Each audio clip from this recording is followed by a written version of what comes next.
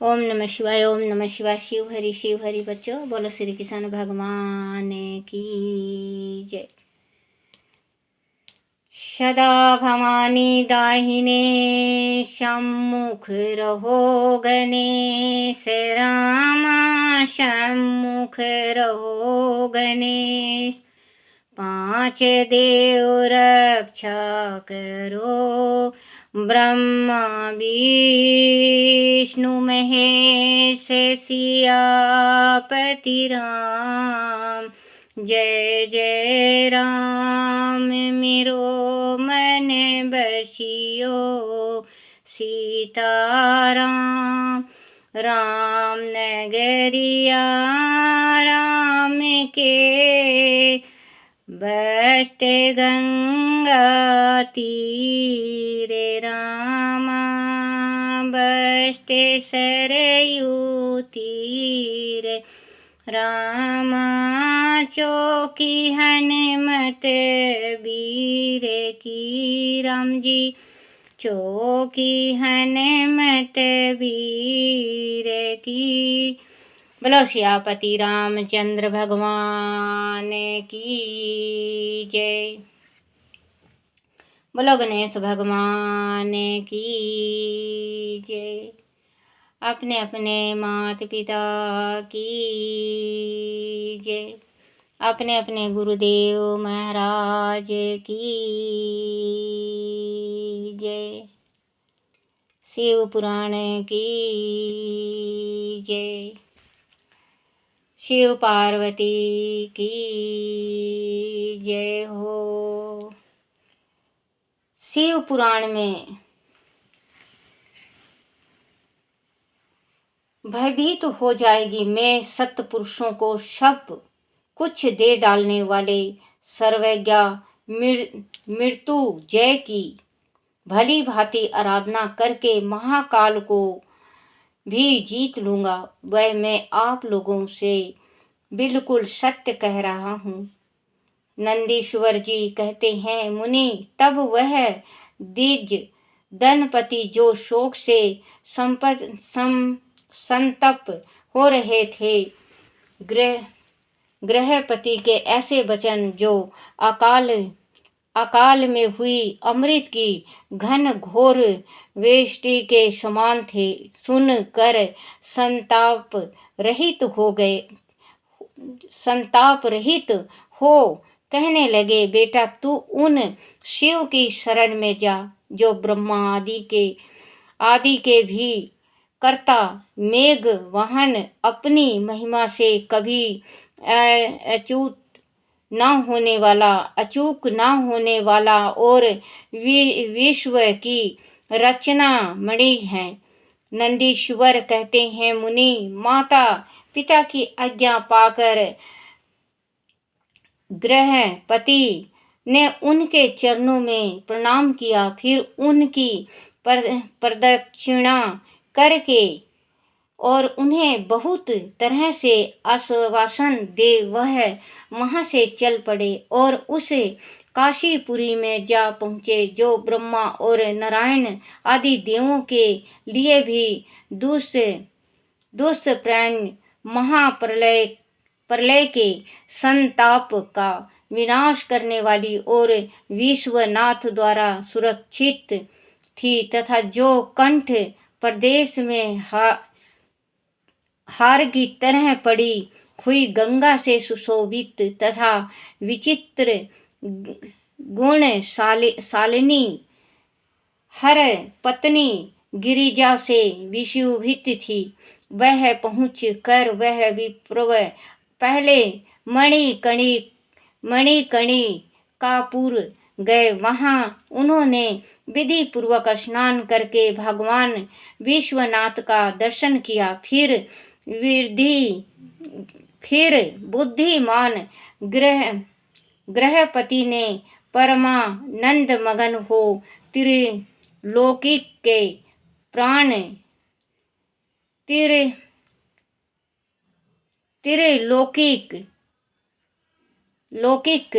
प्राणियों की प्राण रक्षा करने वाले शिव को प्रणाम किया। उस समय उनकी अंजलि बंधी थी और सिर झुका हुआ था। वह बारंबार उस शिवलिंग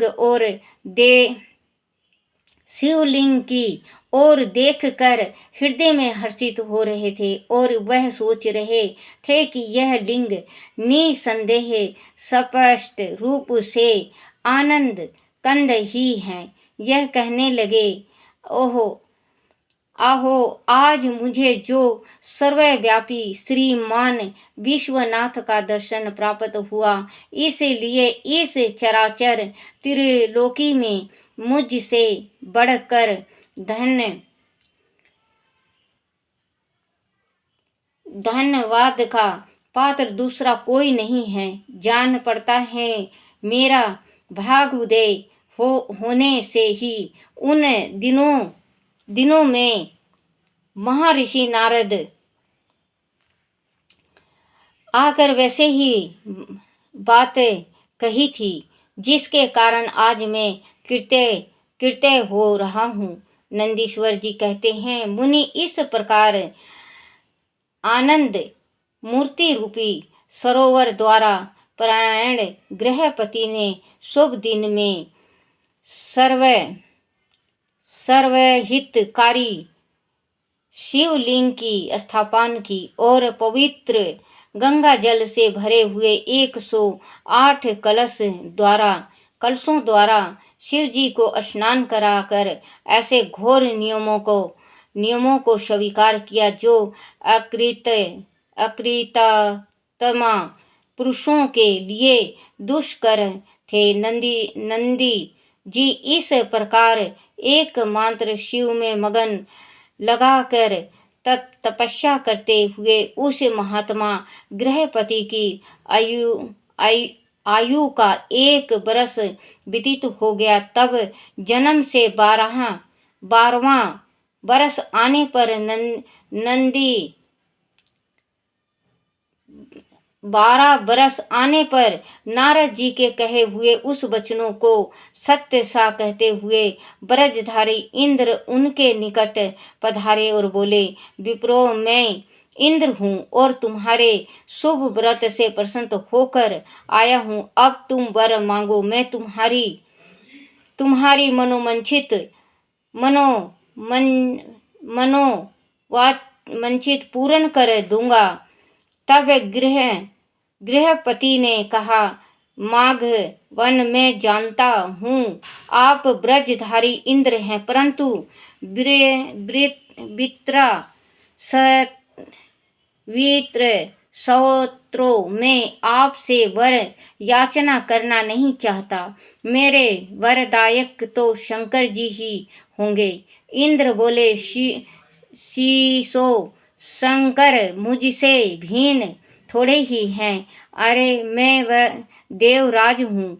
अंत तुम अपनी मूर्खता का परित्याग करके वर मांग लो, देर मत करो। गृहपति ने कहा, प्रकाश सन आप अहिल्या का सतीत्व नष्ट करने वाले दुराचारी, अहिल्या का सतीत्व नष्ट करने वाले दुराचारी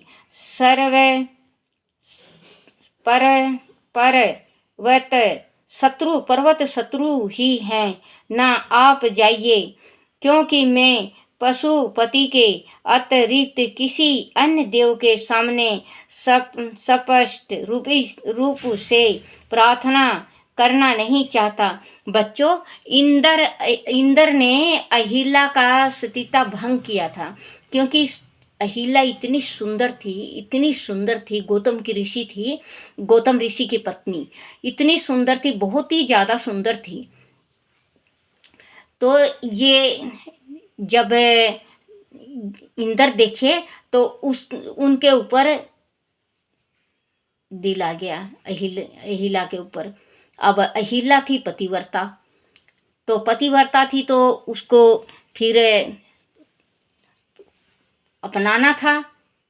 एक चंद्रमा चंद्रमा के पास गए, चंद्रमा से कहा, बोले कि चलो मेरा काम कर दो। बोले क्या काम करना है? बोले अहिला से मैं प्रेम करने लगा हूँ और अहिला मुझे चाहिए।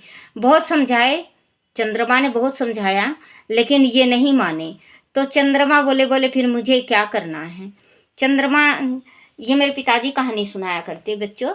तो चंद्रमा कहने लगे मुझे क्या करना है? तो इंद्र ने कहा कि रात आधी पहर आ जाए जिस टाइम, तो उस टाइम आप मुर्गा बन के बोल देना। और गौतम ऋषि जाया करते गंगा नहाने के वास्ते। तो ये रात हुई तो आधी रात हुई तो चंद्रमा मुर्गा बन के बोल पड़ा, कुकड़ू। पहले तो घड़ी वगैरह नहीं होया करती, मुर्गे के बोलने से उठा करते लोग बाग। अब भी बहुत जगह ऐसा है बच्चों कि मुर्गाई के बोलने से उठते हैं गांव में। तो बच्चों, इंद्र गौतम का भेष बना के अहिला के पास चला गया। तो इसने कहा, अहिला ने, स्वामी बहुत जल्दी आ गए आप? बोले हाँ मैं बहुत जल्दी आ गया, आज स्नान करके मुझे संभोग करना है। अहिला मना करिए, बोले नहा के गंगा जी आए हो, अभी नहीं प्रभु। आप नाथ, आप तो अंतर्यामी हैं, आप सब कुछ जानने वाले हैं कि आप गंगा स्नान के बाद संभोग नहीं किया जाता। इंद्र माने नहीं, क्योंकि वो तो इंद्र थे, वो तो भेष बना रखा था। उन्होंने उनके साथ गलत व्यवहार किया, संभोग किया। और इधर जब ये गौतम ऋषि गंगा में जैसे ही प्रवेश हुए, वैसे ही गंगा माँ बोले बेटा अभी तो आधी रात हुई है और आप इतनी जल्दी आ गए, आप घर चले जाओ, आपके घर कुछ अनहोनी होने वाली है। ये तुरंत ही आए, क्योंकि पहले पैदल चला करते, बहुत दूर दूर होया करता बच्चों। आए तो बच्चों जिस टाइम वो आए तो इंद्र पैर पकड़ लिए उनका, भेष अपना वो कर दिए और पैर पकड़ लिए। बोले माँ मुझे माफ़ कर दे। मैं नहीं, माँ नहीं बच्चे, सॉरी। बोले मुझे कैसे भी छिपा लो गौतम ऋषि से, और मैं ऐसे करके मैं प्रेम करने लगा था आपसे, और आपके सतीता मैंने भंग कर दी है वो करके। तो चटाई जो होता है ना बच्चों, चटाई में लपेट के एक कोने में रख दिया अहिला ने। और ये चंद्रमा जिस टाइम में भागने लगे मुर्गा के रूप में भागने लगे, तो इन्होंने अपनी धोती का फटका मारेगी। तो आज चंद्रमा का कहते हैं ना कि चंद्रमा में दाग हैं, तो उस फटका से चंद्रमा में दाग हुआ था। देखो जो कहानी मेरे पिताजी बताते थे, वही कहानी मैं बता रही हूँ। तो अंजना इनकी पुत्री थी गौतम की, और इनके बच्चों का नाम मुझे इतना ध्यान नहीं है। तो अपने पुत्री से पूछा, बोले बेटा क्या हुआ घर में? बोले पिताजी मैं नहीं थी, मुझे नहीं मालूम। बच्चों से पूछा, बच्चों को श्राप दिया कि जा, तू अंजना को दिया कि तू कुंवारी में बच्चा पैदा करेगी, तू झूठ बोल रही है अपने पिता से। तो अंजना ने पैर पकड़ लिया। फिर इसके बाद अपने बच्चों को कहा, बोले कि तुम लोग अंधे और बहरे दोनों हो जाओ, तुम लोग अपने पिता से छल किए हो, माँ के साथ हो, और तुम अंधे और बहरे हो जाओ। उन्होंने भी पैर पकड़ लिया। बोले कोई समाधान हो, जो कि अब आपने श्राप दे ही दिया, तो कोई समाधान हो जो कि हमारा कोई उपाय बताओ। भीतर गए, उन्होंने कहा, बोले कौन आया था? वो थर थर काँप रही थी, अहिला थर थर काँप रही थी, क्योंकि उसका सतीता भंग हो चुका था। थर थर कांप रही थी और इंद्र तो उनके पीछे थे। अब गौतम ऋषि ने श्राप दे दिया उनको भी, बोले जा तू पत्थर की हो जा। तीनों ने पैर पकड़, जिस टाइम जाने लगे तीनों पैर पकड़ लिए, पैर छोड़े ही नहीं। फिर इसके बाद ऋषि थे, उनके दिल में थोड़ा दर्द होता है, बहुत ज़्यादा मोम का दिल होता है। वो कहने लगे, बोले कि चलो, बोले अंजना बेटा, तुझे बेटा तो होगा जो श्राप दे दिया मैंने, लेकिन बेटा ऐसा होगा जो संसार का रक्षा करेगा और कईयन खरबों पे भारी ये अकेला रहेगा और कलयुग का मालिक रहेगा। कलयुग में उसकी पूछ बहुत होगी। उनसे कहा, बोले कि तुम लोग का आंख और कान तो जाएगा ही, अंधे और बहरे तो हो गई, लेकिन जिस टाइम श्री राम जी का शादी होगा उस टाइम तुम लोग जाना पंडित बन के। दुनिया तो अपने दो नेत्रों से देखेगी, दुनिया अपने दो नेत्रों से देखेगी, लेकिन तुम 100 नेत्रों से देखोगे। तुम लोग 100 नेत्रों से श्री राम जी की शादी देखोगे। अहिल्या कहने लगी, बोले स्वामी मेरा तो कोई गलती नहीं है, मुझे, बोले जा, जिस टाइम राम को वन मिलेगा, वनवास 14 वर्ष के वास्ते श्री राम जी वनवास के वास्ते आएंगे और अपनी पत्नी को ढूंढते हुए तेरे जो तू पुत्थल की बनी है इसमें पैर पड़ते ही उनके धूल से, उनके श्री राम जी के पैरों के धूल से तेरी मुक्ति हो जाएगी। तीनों को दे के जंगल चले गए। जंगल में बहुत बड़ा तपस्या किया इन्होंने। इधर राम जी का जन्म हुआ। उस टाइम राम जी का जन्म नहीं हुआ था, जिस टाइम अहिल्या का सतीता भंग हुआ था उस टाइम श्री राम जी का जन्म नहीं हुआ था। बाद में राम जी का जन्म हुआ। वो बड़े हुए, ऋषि के साथ वेद पढ़ने गए, अपने जो सीखते हैं जो छतरी वगैरह, छतरी जो धनुष बाण, अपने गुरुकुल गए। गुरुकुल से फिर जनकपुरी गए। जनक जी ने सीता माता के साथ शादी किया, तो इसके पुत्र 100 नेत्रों से श्री राम जी की शादी देखी। उस टाइम से उनके कान और आँख ठीक हो गए। माता अंजना को जिस टाइम अंजना चली गई है, गुफा में चली गई और गुफा में बस एक थोड़ा सा छिद्र था, छोटा सा छिद्र था गुफा में। अंजना कहने लगी, बोले कि पिता ने श्राप तो दे दिया, लेकिन मैं किसी पुरुष के साथ लगूंगी नहीं तो मुझे पुत्र कहाँ से होगा। उस छोटा सा छिद्र में शिवजी जा रहे थे, तो शिवजी का जो हवा होती है वो पवन पुत्र, पवन जो कहते हैं, वो पवन जाके उनके गर्भ में ठहरा और उनको हनुमान जी पैदा दिए।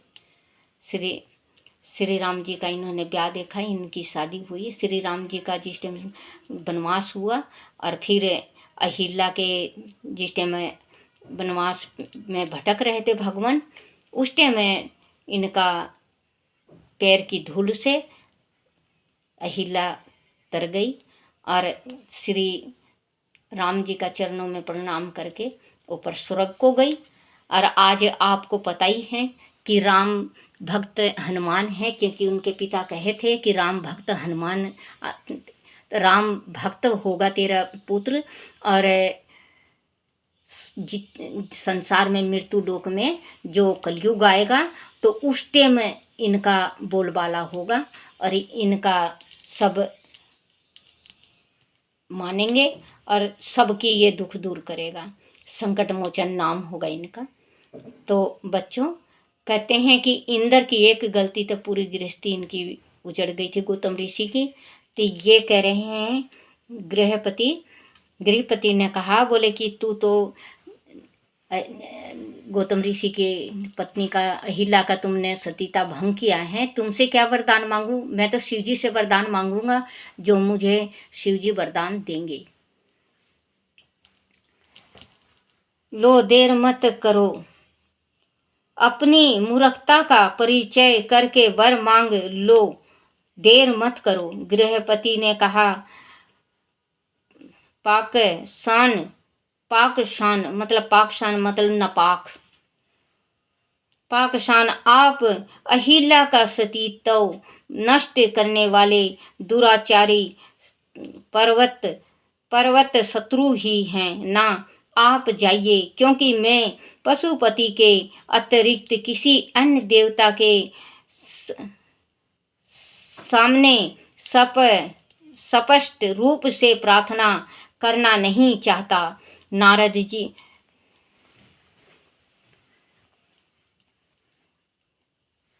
करना नहीं चाहता।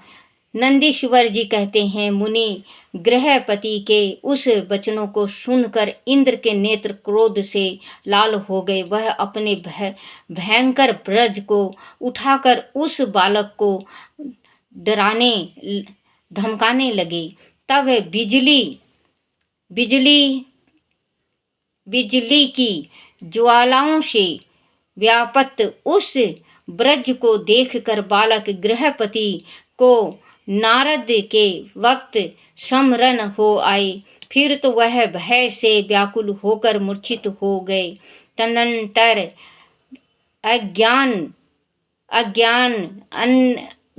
अज्ञानता कार को दूर भगाने वाले गौरीपति शंभु वहां प्रकट हो गए और अपने हस्त स्पर्श से उसे जीवन दान देते हुए से बोले, वत्स उठ उठ, तेरा कल्याण हो। तब रात्रि के समय मूंदे हुए कमल की तरह उनके नेत्र कमल खुल गए और उसने उठकर अपने सामने सैकड़ों सूर्य से भी अधिक प्रकाशमान शंभु को उपस्थित देखा। उनके ललाट में तीसरा नेत्र चमक रहा था, गले में नीला चिन्ह था, ध्वजा पर वृषभ का स्वरूप दिख रहा था। वाम भाग में गिरिजा देवी विराजमान थी, मस्तक पर चंद्रमा सुशोभित था। बड़ी बड़ी जटाओं से उनकी अद्भुत शोभा हो रही थी। वह अपने आयुध त्रिशूल और अजय धनुष धारण किए हुए थे। कपूर के समान वह गौर वर्ण के शरीर अपनी प्रभा बिखेर रहा था। वह गज चमर लपेटे हुए थे। उन्हें देख कर शास्त्र कथित लक्षणों तथा गुणों वचनों से जब गृहपति ने समझ लिया कि वह महादेव ही हैं, तब हर्ष के मारे उनके नेत्र में आंसू छलक आए, गला रूंध गया और शरीर रोमांचित हो उठा। वह क्षण भर के अपने आप को भूलकर चित्रकूट यम त्रिपुर के पर्वत की भांति निश्चल खड़े रह गए। जब वह सत्वान करके नमस्कार करने अथवा कुछ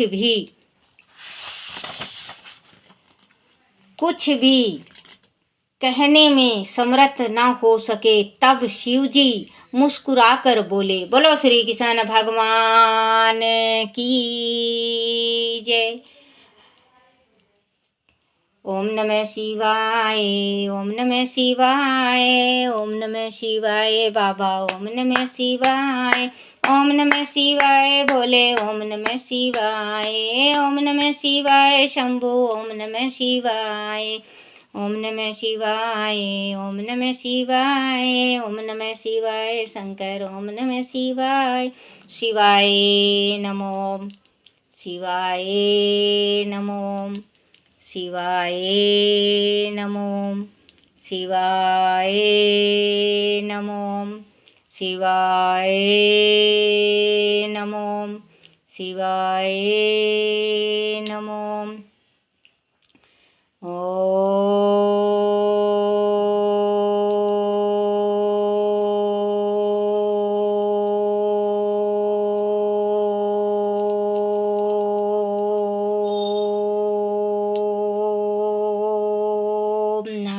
शिवाय।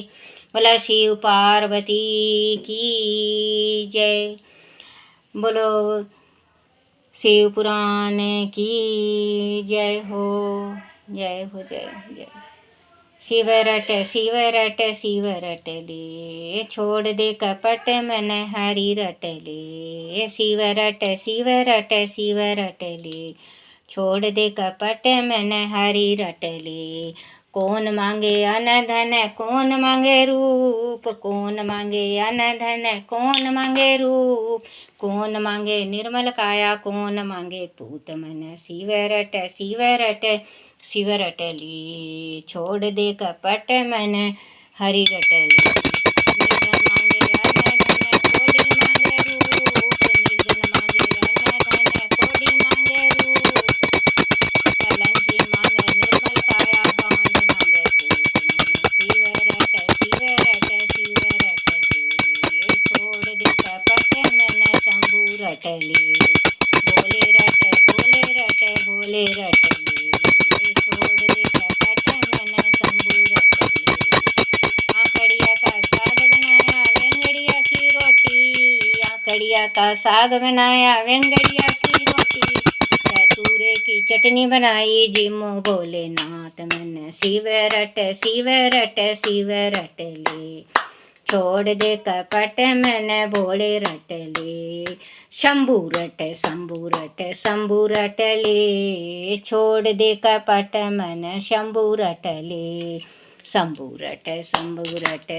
रट ले, छोड़ दे कपट मन भोले रट ले।